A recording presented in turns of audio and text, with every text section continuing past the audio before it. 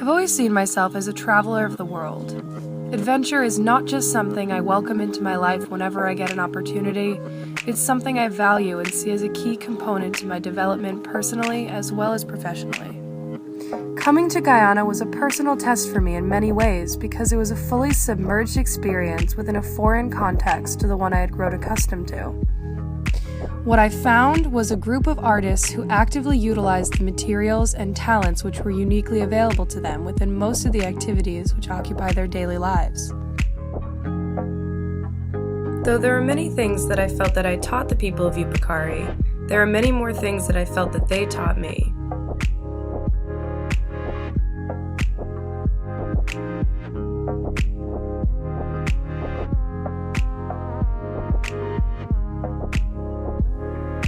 In order to consume cassava, which is their staple crop, it must be processed through a matapi, which drains the pulverized cassava root of all its natural poisons, including cyanide, so that it may be safely used in making curry, kazarit, farine, or cassava bread, which makes up a majority of the local diet.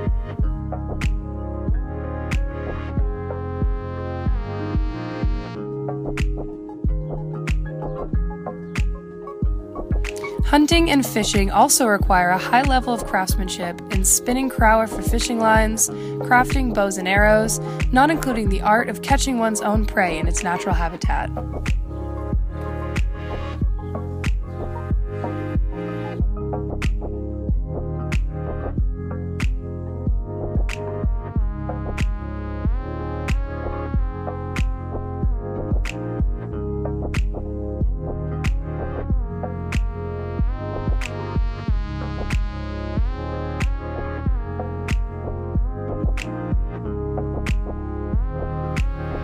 Aside from crafts which allow the people to catch, process, and eat their own food, they need crafts to perform tasks in all reaches of their daily lives. The people of Yupukari have an immense wealth of knowledge on how to weave, spin, whittle, collect, shape, and create almost virtually everything they need to survive. Uncle Oscar shows me how he makes a bullwhip from a cowhide which he slaughtered for his family the previous day. He washes the hide in ashes, lets it dry for a day in the sun, then scrapes the fur from the hide with a homemade wooden tool for scraping which he whittled.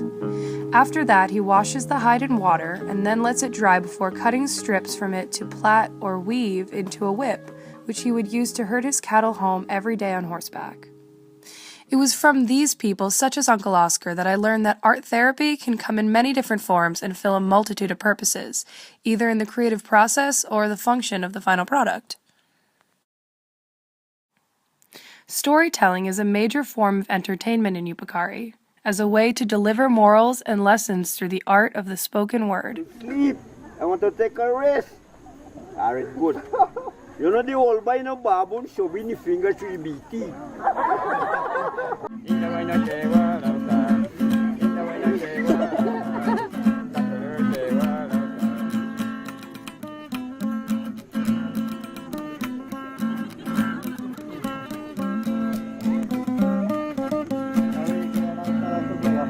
Bubbles and a thick steam began to rise from the pot. They each took a glass and filled it to the top. Then they chanted something 3 times and each took a big gulp. At first glance, Yupukari is a village of hardworking people who spend a lot of their time every day on activities which are essential to their survival. Upon closer inspection, I realized that all of these tasks such as hunting, fishing, and processing cassava require a great deal of craftsmanship. Mainly, these crafts are ones which exist in physicality and help the people of Yupukari to navigate through their lives and help them survive. However, I also found that they can escape through the arts in ways which I recognize as being familiar to my own therapeutic tendencies. Within this context, I went to Yupukari to explore something I feel I have to offer others, my ability to teach art therapy.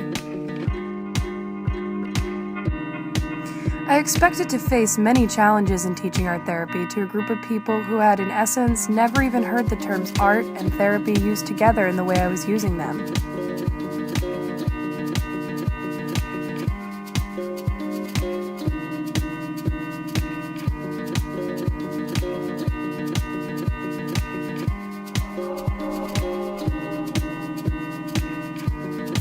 While I had my own preconceived notions of what art therapy could look like, being in this new environment expanded my perspective on the nature of what expressively cathartic art therapy is and what its purpose can be. Just as someone can go out into the bush and hunt for their sustenance, they have the ability and the know-how to extract all the necessary materials and inspiration for the creative process from their environment. For the people of Yupukari, art is all around them. Every day they are surrounded by natural and untouched beauty in every direction.